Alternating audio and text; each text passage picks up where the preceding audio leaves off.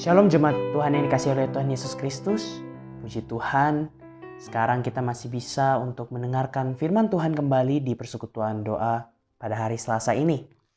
Sebelum kita mau mendengarkan firman Tuhan, saya ajak saudara untuk kita bersama-sama berdoa. Bapa dalam surga, Allah yang Maha Kasih, sungguh kami sangat mengucap syukur Tuhan kepadamu, karena atas rahmat-Mu, berkat-Mu, kami dapat berkumpul kembali Tuhan, walaupun hanya melalui online.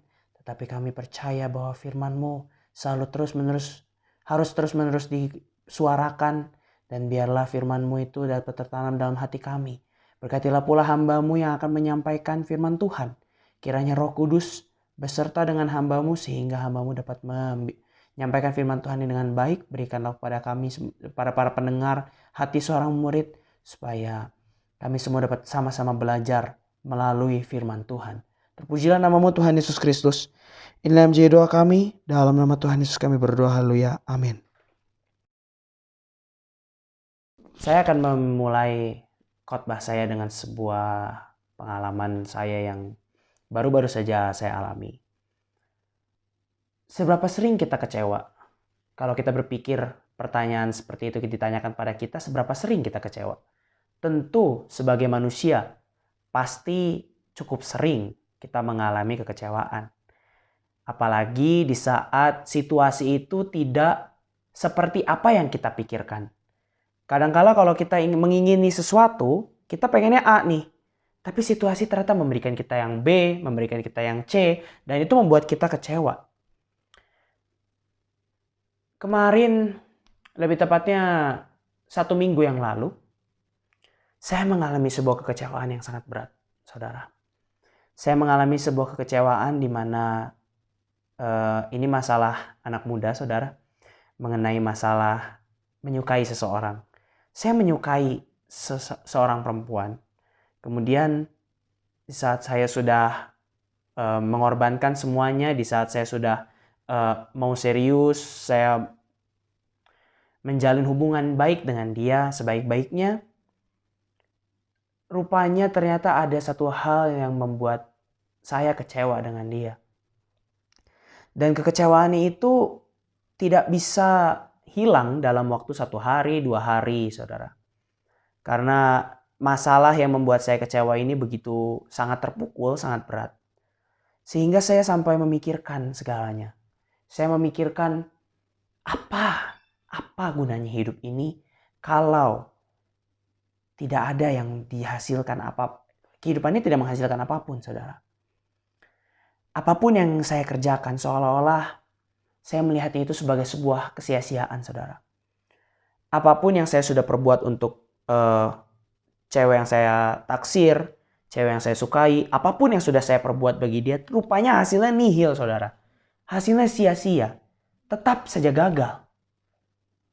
Di saat itulah saya kecewa, dan di saat itulah saya berpikir bahwa kehidupan ini untuk apa sih, gitu. Saya memiliki sebuah pemikiran di mana saya berpikir bahwa untuk apa manusia itu hidup.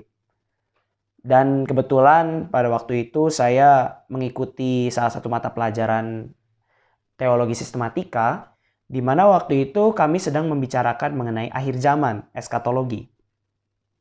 Dan saya sangat senang dengan pelajaran itu. Kenapa? Karena di pelajaran itu kita membahas kapan Tuhan Yesus datang. Dalam hati saya saat saya sudah mengetahui bahwa waktunya sudah sangat dekat, saya sungguh sangat senang. Kenapa, saudara? Karena saya berpikir bahwa kalau apapun yang kita lakukan di dalam dunia ini sia-sia, kenapa kita tidak segera dipanggil pulang saja oleh Tuhan ke surga? Kenapa Tuhan Yesus tidak segera datang dan mengakhiri semua penderitaan ini? Saya sampai mengalami fase itu, saudara. Karena kenapa? Karena saya merasa kecewa, saudara. Saya kehilangan tujuan hidup. Saya bertanya, kenapa manusia itu harus hidup? Untuk apa manusia itu hidup di dunia ini kalau segala hal itu hanya berujung kepada sebuah kesia-siaan, saudara? Tapi Tuhan menegur saya, saudara. Tuhan memberikan sebuah pengertian kepada saya. Sebuah berkat yang begitu luar biasa. Kita akan melihatnya. Mari saudara, saya ajak kita semua meraih Alkitab kita. kita membuka Kejadian 1 ayat yang ke-28. Saya akan membacakan permulaan dari semua hal yang ada di dalam kitab suci. Diambil dari Kejadian 1 ayat 28. Demikian firman Tuhan. Allah memberkati mereka, lalu Allah berfirman kepada mereka, "Beranak cuculah dan bertambah banyak, penuhilah bumi dan taklukkanlah itu. Berkuasalah atas ikan-ikan di laut dan burung-burung di udara, dan atas segala binatang yang merayap di bumi." Di sini kita melihat permulaannya, saudara. Permulaan saat Allah menciptakan umat manusia, menciptakan manusia pertama yaitu Adam, dan kemudian manusia yang berikutnya, perempuan yang diambil dari tulang rusuk Adam yaitu Hawa. Kita semua tahu kisah ini. Kisah ini sudah sangat sering diulang di sekolah minggu, bahkan sudah sering dihafal oleh banyak orang. Tetapi pernahkah saudara berpikir dari ayat ini kita bisa menemukan tujuan hidup kita? Allah memberkati mereka, lalu Allah berfirman kepada mereka, "Beranak cuculah dan bertambah banyak. Penuhilah bumi dan taklukkanlah bumi." Kalau saya bisa mengganti kata itu dengan bumi. Taklukkanlah itu berarti taklukkanlah bumi. Berkuasalah atas ikan-ikan di laut dan burung-burung di udara, dan atas segala binatang yang merayap di bumi. Ini adalah sebuah perintah Tuhan yang secara langsung diucapkan kepada Adam. Itu berarti ada sebuah kehendak Tuhan. Ada sebuah kehendak yang dilimpahkan kepada Adam, yang ditugaskan, ada tugas yang diemban oleh Adam, yaitu apa? Apa tugasnya? Yaitu untuk mengusahakan bumi ini, untuk beranak cucu dan menaklukkan bumi. Dari sinilah kita bisa melihat, saudara, bahwa ada tujuan Tuhan. Kenapa manusia ditempatkan di dalam dunia ini? Manusia tentu ada di dalam dunia ini yaitu untuk mengikuti kehendaknya. Ini adalah mandat dari Allah Bapa kepada Adam, manusia pertama, yaitu untuk beranak cucu dan menaklukkan bumi. Harusnya jika sudah ada mandat yang jelas seperti ini, tidak ada lagi manusia yang kehilangan tujuan hidupnya. Mempertanyakan tujuan hidupnya, tujuan hidup dia hidup di dalam dunia ini untuk apa? Seharusnya tidak ada lagi yang bertanya seperti itu. Dan memang seharusnya saya tidak bertanya seperti itu. Ternyata saya tahu bahwa tujuan hidup di dalam dunia ini adalah untuk beranak cucu, oke. Memenuhi bumi, oke. Menaklukkan bumi. Berkuasa atas ciptaan Tuhan yang lain. Diberikan sebuah hak istimewa. Manusia adalah makhluk yang istimewa, yang diciptakan oleh Allah. Tentu istimewa dalam gambar dan rupanya kita sudah tahu, dan istimewa juga dalam pemberian haknya. Kita manusia diberikan sebuah hak khusus, sebuah karunia khusus, yaitu untuk berkuasa, untuk menaklukkan bumi. Tapi jika kita pikir, apakah tujuan hidup dari manusia itu hanyalah sekedar beranak cucu dan menaklukkan bumi? Apakah mengikuti kehendak Tuhan bisa direalisasikan hanya dengan beranak cucu? Jadi kalau kita sudah beranak cucu, ya sudahlah, kita meninggal. Tidak seperti itu, saudara. Nyatanya, perintah Tuhan itu bersifat kontinu. Perintah Tuhan itu bersifat terus-menerus. Setelah kita beranak cucu dan memenuhi bumi dan berkuasa, ternyata setelah itu ada peristiwa yang membuat manusia jatuh ke dalam dosa. Dosa makin ada, maka tugas dan mandat yang diberikan oleh Tuhan pada waktu pertama kali itu menjadi cukup berat, saudara, untuk dijalani.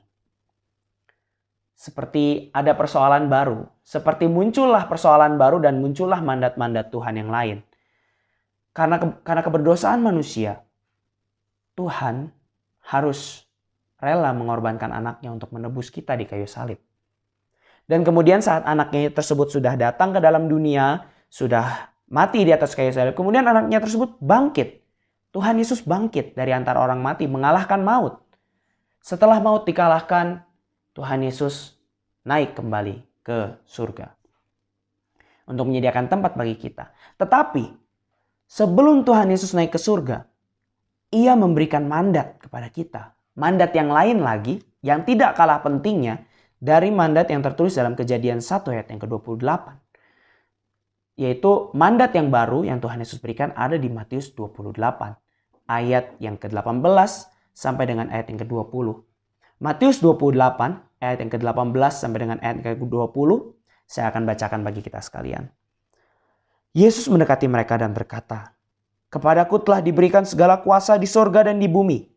Karena itu pergilah, jadikanlah semua bangsa muridku dan baptislah mereka dalam nama Bapa dan Anak dan Roh Kudus.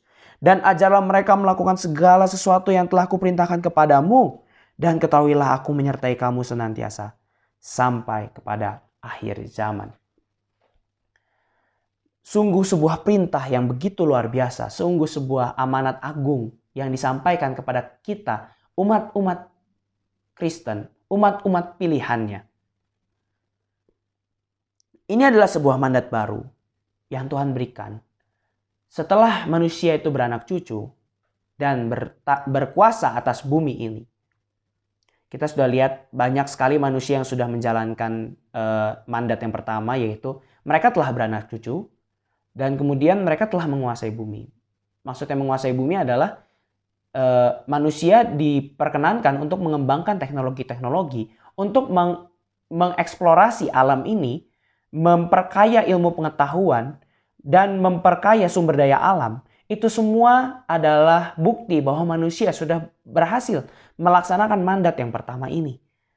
Tetapi mandat itu tidak dilaksanakan secara sempurna dan final. Karena ada mandat baru. Karena manusia pertama, Adam dan Hawa, jatuh ke dalam dosa, muncullah sebuah mandat yang lain. Muncullah sebuah perintah lain. Yaitu apa? Kepadaku telah diberikan segala kuasa di surga dan di bumi, karena itu pergilah. Jadikanlah semua bangsa muridku dan baptislah mereka dalam nama Bapa dan Anak dan Roh Kudus. Dan ajarlah mereka melakukan segala sesuatu yang telah kuperintahkan kepadamu. Dan ketahuilah aku menyertai kamu senantiasa sampai kepada akhir zaman. Inilah perintah baru itu. Kita harus pergi dan menjadikan semua bangsa murid Tuhan. Ini bukan hanya kita harus menjadi penginjil, bukan saudara. Justru dari ayat ini, dari mandat ini, dari perintah ini, kita harus menyadari betul apakah panggilan Tuhan, apakah kehendak Tuhan dalam hidup saudara-saudara sekalian. Kalau tujuan hidup saudara itu adalah mengikuti kehendak Allah, maka saudara harus tahu apakah kehendak yang Tuhan kehendaki, apakah yang Tuhan mau dari hidup saudara. Di sini ada tulisannya bahwa pergilah jadikanlah semua bangsa muridku. Itu biasanya mengacu kepada mandat misi kepada para misionaris untuk menjadikan semua bangsa murid Tuhan. Dan baptislah mereka dalam nama Bapa dan Anak dan Roh Kudus. Kita tahu bahwa yang biasanya membaptis itu adalah gembala dari gereja setempat. Itu adalah gembala yang biasanya membaptis jemaat-jemaat yang ingin menyerahkan dirinya sepenuhnya kepada Tuhan melalui baptisan. Kemudian dan ajarlah mereka melakukan segala sesuatu. Saya ingat bahwa di Tiranus ada 4 jurusan. Pastoral, pengembalaan, misiologi atau yaitu misionaris, para misionaris, PAK atau pendidikan agama Kristen. Itu berhubungan dengan guru, saudara.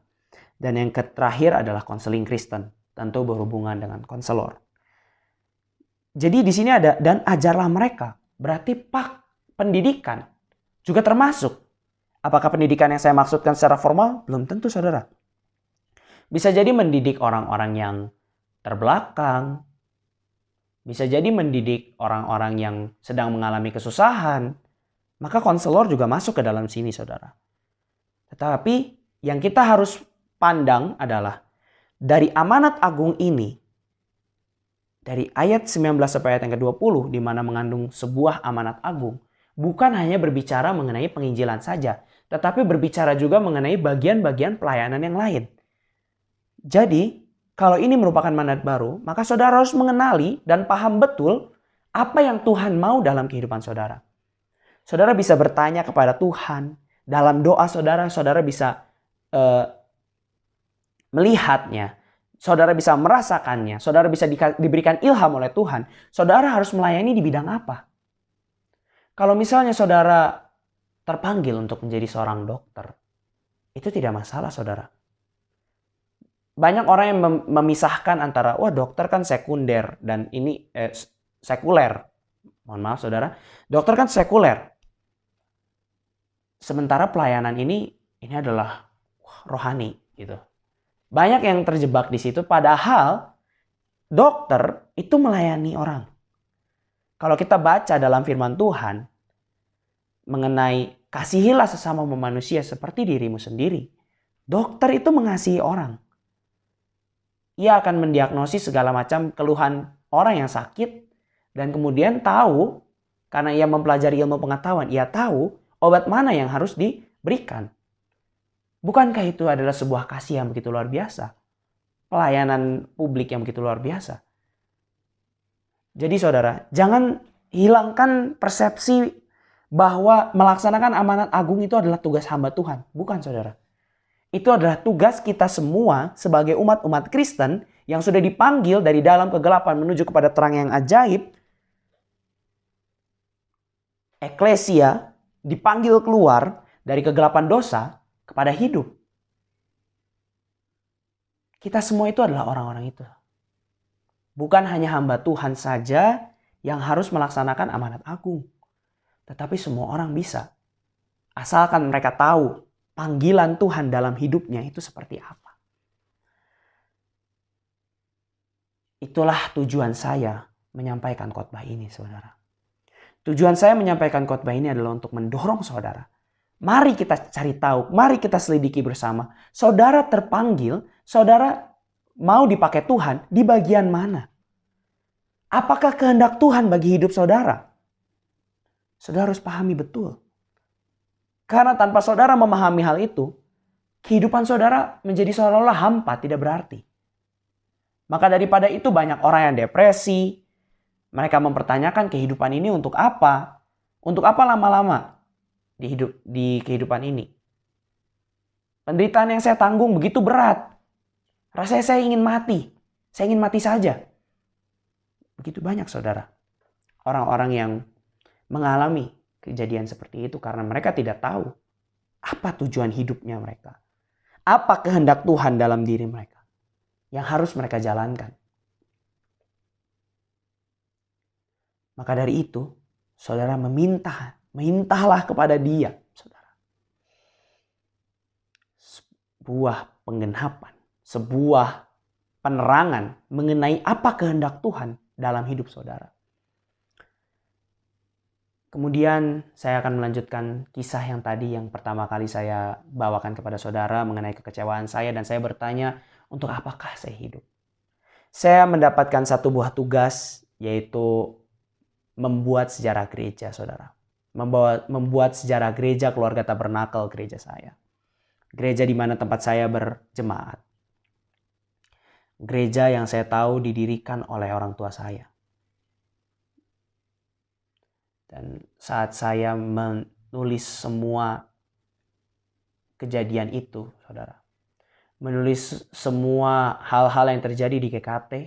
Dari mulai dibangun sampai tahun 2015 mengalami kejatuhan. Di situ saya tidak kuat menahan kesedihan hati saya. Di situ saya menangis. Pada waktu saya mengetik itu, saya tidak kuat. Akhirnya saya berlutut pada Tuhan di ranjang saya dan saya benar-benar menangis sejadi-jadinya di hadapan Tuhan. Karena saya melihat bahwa kasihan gereja ini. Pada waktu saya membuat itu, cuma satu yang saya pikirkan, saya sangat kasihan, saya sangat sedih, iba terhadap gereja ini, saudara. Terhadap gereja Keluarga Tabernakel.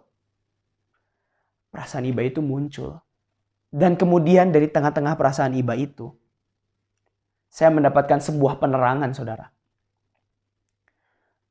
Kamulah yang harus melanjutkan gereja ini. Itulah tujuan hidup kamu. Kok kamu bertanya, tujuan hidup kamu dalam dunia ini apa? Kok kamu ragu? Kok kamu bimbang? Kok kamu bingung?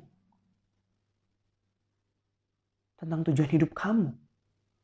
Di situ saya merasa sedih, Dan kemudian saya merasa saya membutuhkan Tuhan di sini. Saya membutuhkan Tuhan, saya membutuhkan kuasa Tuhan bekerja dalam kehidupan saya. Saya mempresentasikan di hadapan teman-teman di kelas, saya sampai menangis, saudara. Saya tidak tahan untuk mengungkapkan segala hal yang menjadi unek-unek saya. Saya mengungkapkan bahwa saya membutuhkan dukungan dari teman-teman. Karena saya berpikir bahwa saya tidak sanggup untuk mengemban tugas yang begitu luar biasa ini.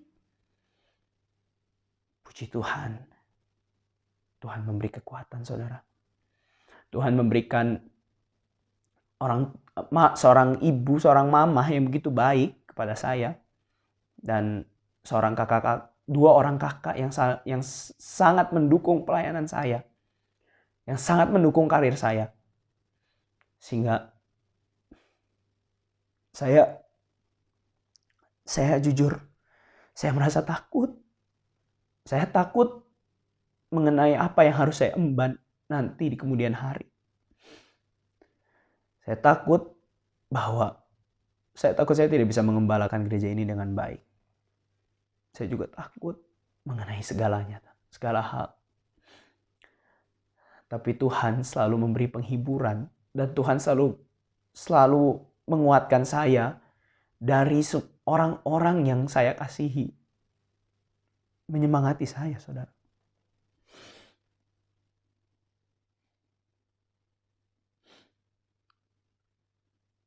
Tapi saya bersyukur karena di saat itulah Tuhan memberikan pencerahan pada saya. Kenapa saya harus hidup?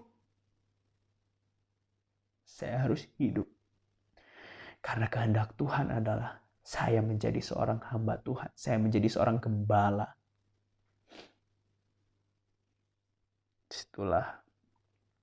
Di detik itulah saya menangis. Saya bilang terima kasih Tuhan.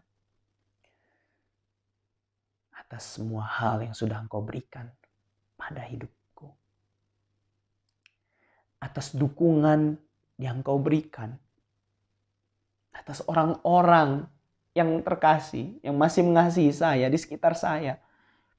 Yang selalu tidak henti-hentinya memberikan dukungan doanya kepada saya, untuk saya. Agar saya bisa menjadi hamba Tuhan yang berhasil. Berhasil dalam hal mengembalakan kelak gereja Tuhan. Saya melihat betapa luar biasanya Tuhan menjagai GKT. Tuhan menjagai gereja ini. Saya melihat itu, saudara. Saya melihatnya dengan mata kepala saya sendiri. Saya melihat bagaimana ibu gembala sujud di kaki Tuhan. Dan kemudian mementoring saya, saudara. Mementoring saya sampai saya bisa menjadi seperti ini, saudara. Saya bisa mendapatkan kuliah yang baik. Saya bisa tahu kuliah yang mana yang cocok untuk saya. Semuanya itu adalah rencana Tuhan yang luar biasa. Dan dari situlah saya menjadi kuat kembali. Saya menjadi tahu kehendak Allah dalam hidup saya. Jika ada dari saudara-saudara yang merasakan hal yang sama, saudara bisa berdoa kepada Tuhan.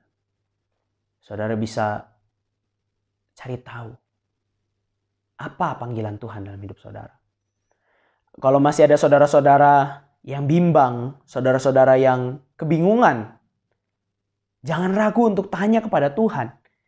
Karena dia adalah seorang pribadi yang superior, dia adalah sang pencipta. Kita hanyalah manusia ciptaannya. Sebagai ciptaannya, kita tidak bisa tahu banyak. Tapi dialah yang dapat melakukan jauh lebih besar. Rancangan-rancangannya, Tuhan mengetahui rancangan-rancangan daripadaku. Yaitu rancangan damai sejahtera dan bukan rancangan kecelakaan. Supaya memberikan kepadamu hari depan yang penuh harapan. Jadi saudara, carilah panggilan hidup di dalam diri saudara. Carilah panggilan hidup di dalam kehidupan ini. Panggilan Tuhan atas saudara dalam kehidupan ini. Saat saudara menemukannya, saudara pasti akan merasakan sukacita dan semangat yang diberikan Tuhan kepada saudara-saudara sekalian. Puji Tuhan. Mari kita berdoa. Bapa dalam surga Allah yang Maha Kasih, kami mengucap syukur atas firman Tuhan yang sudah dikumandangkan Tuhan, yang sudah didengar oleh kami. Bapa, kami berdoa agar Engkau selalu memberikan pengetahuan kepada kami mengenai apa yang Tuhan inginkan dalam kehidupan kami, Bapa. Tuhan, jika ada dari antara jemaat-Mu yang masih mencari panggilan Tuhan dalam hidupnya, kiranya Engkau memberikan penerangan, kiranya Engkau memberikan pengertian, seperti Engkau memberikan pengertian kepada hamba-Mu, Tuhan. Dan berilah hamba-Mu kekuatan selalu, Tuhan, dalam menjalani kehidupan ini. Hamba-Mu tahu persis apa yang Tuhan mau dalam hidup hamba-Mu. Tolong Tuhan, buatlah para jemaat mengetahui apakah yang diinginkan oleh Tuhan dalam kehidupan mereka.